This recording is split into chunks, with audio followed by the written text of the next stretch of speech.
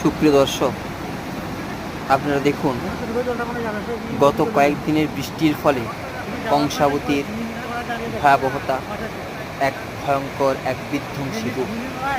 কীভাবে 100 থেকে 150 ফুট নদীর বাঁধ ভেঙে নিয়ে সেই জল গ্রামের মধ্যে প্রবেশ করছে, এবং এই বন্যার জলে বহু মানুষ তারা তাদের ঘর হারিয়েছে তাদের ফসলের ক্ষেত, বহু ফসল, এবং বহু মানুষ ঘর ছাড়া হয়েছে এই বন্যার ফলে, এই বন্যার কবলে। এটি ঘটেছে পাঁশকুড়া ব্লকের মানুর নামক গ্রামে।